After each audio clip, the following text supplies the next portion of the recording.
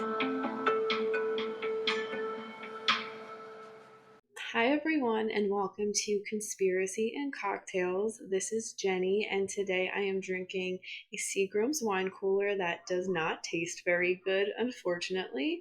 What are you sipping, Del? Hopefully, something better. I am sipping on a black cherry white claw, and I have to say, I think my drink is a lot better than yours. You are absolutely correct, and I'm so glad that the summer is coming because I think a black cherry white claw is one of the best things to drink on a hot summer day or at a barbecue or anything like that. So, on today's episode, we are going to be talking about The Simpsons and all of the predictions that the show and the writers seem to be coming up with. So, Del, are you a fan of The Simpsons at all? I am a fan of The Simpsons. I remember when FX did the airing of every one of the episodes, and I tried to watch as much as I could just to relive that. I think my favorite episode is probably when Homer found out that he had a crayon stuck in his head. And the doctor was just like, oops, I didn't know about this because my finger always covered up the crayon. The Simpsons, I think, is just a classic show. That's such a good episode, and The Simpsons is definitely one of my favorite shows too. I feel like it shaped me into who I am today, in all honesty. I don't know if I can pick a favorite one. I really like Itchy and Scratchy Land. I love the Lisa episodes. I think Lisa versus Malibu Stacy is really funny. I just love the one part where Bart is just so hungry for attention and just yelling, "Why won't anyone listen to me? Why won't anyone pay attention to me?" I know I definitely feel like that sometimes. But for anyone that doesn't know, The Simpsons is the longest running American animated series, longest running American sitcom, and longest running scripted primetime show. It's been on for 32 seasons.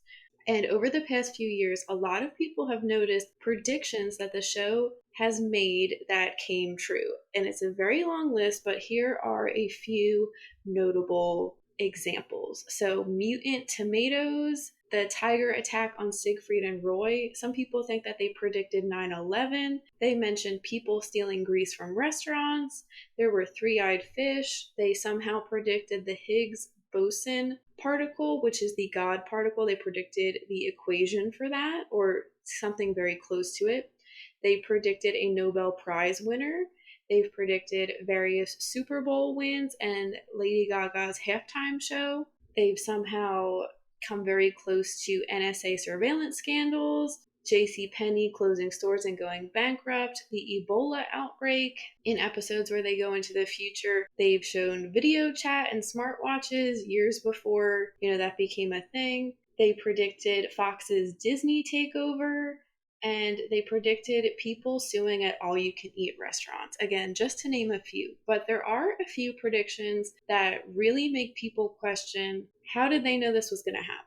So the first one is the Trump presidency. So in the 2001 episode Bart to the Future, the show travels into the future and we see Lisa has become president. And there's a line she says that is, "We inherited quite the budget crunch from President Trump." And again, this episode aired in 2001, and we obviously know that Donald Trump was elected president in 2016. People were really freaked out when I guess someone went back to look at the episode. Maybe they watched one of those FX every episode ever marathons and saw it and put two and two together. This actually isn't as crazy as it seems because Donald Trump had been saying he was going to run for president since the 1980s. Several writers from the show have talked about this. Al Jean said, quote, "With the Trump one in 2000, we were looking for a funny celebrity who would be president." So the way I think of it is that would be like if they aired an episode tomorrow and they said President Kim Kardashian or President Justin Bieber, like someone that you would really never think would do it. And then another writer, Dan Greeny, said in The Hollywood Reporter that the joke was intended as a warning, actually. And he said, quote,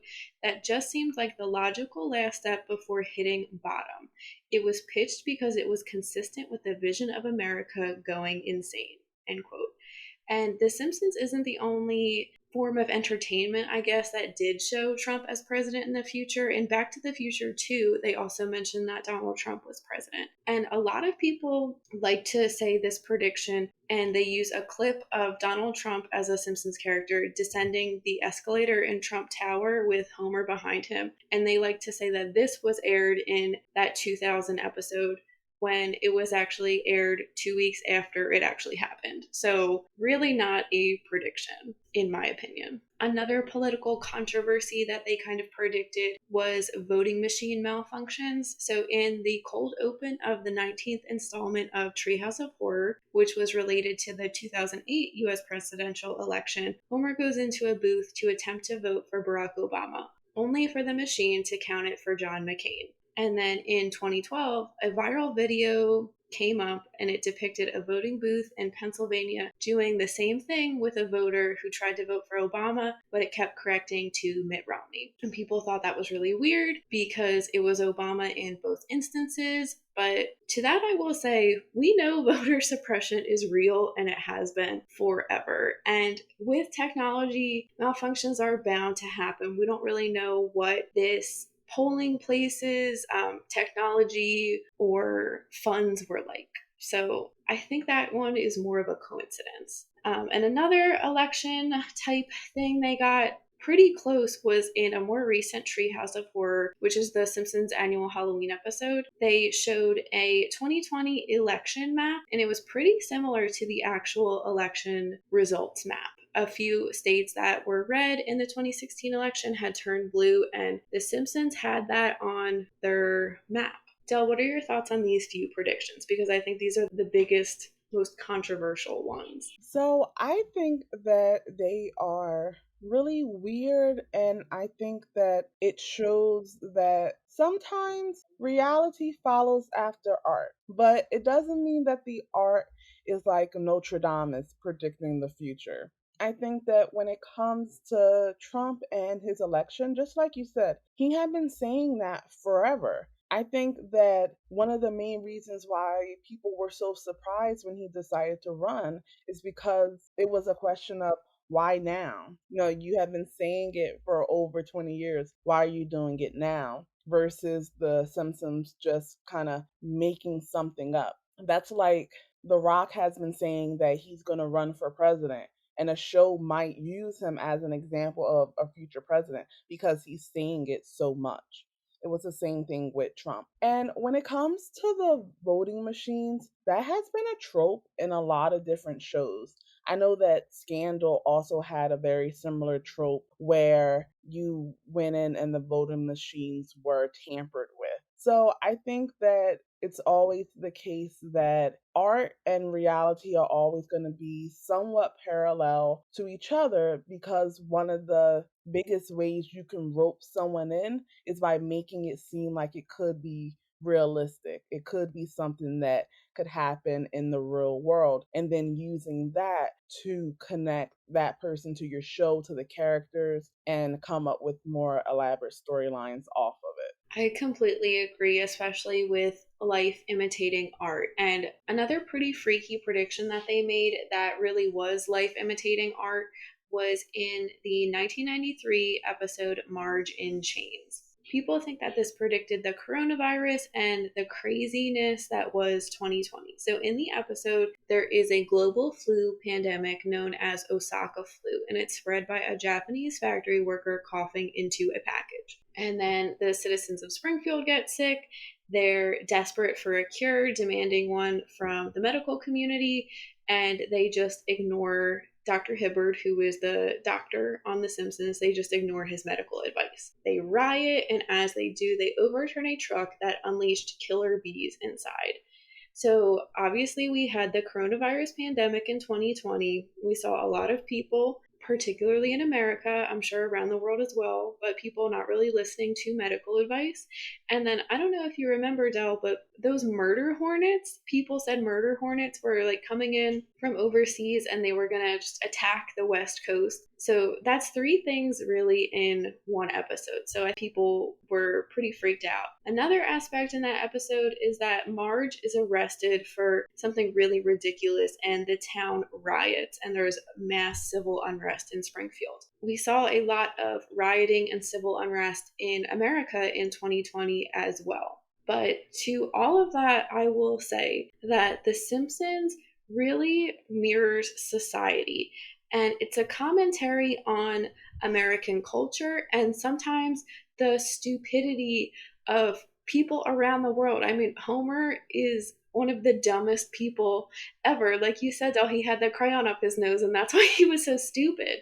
So it's really just a commentary on how absurd people can be. I think it really is telling when things like that come true. It makes me think of the movie Idiocracy, if you've seen that or anyone else out there has seen that, where a man travels to the future and the country is just full of idiots. There's like a pro wrestler as president and people are going to the movies just to see like a clip of someone farting, and that's the whole movie.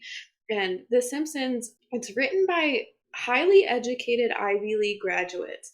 So, maybe they're a little snooty, but I think that they can give a really good commentary and satire on different aspects of our culture. And it's also a cartoon, so ridiculous things are going to happen, whether it mirrors real life or not.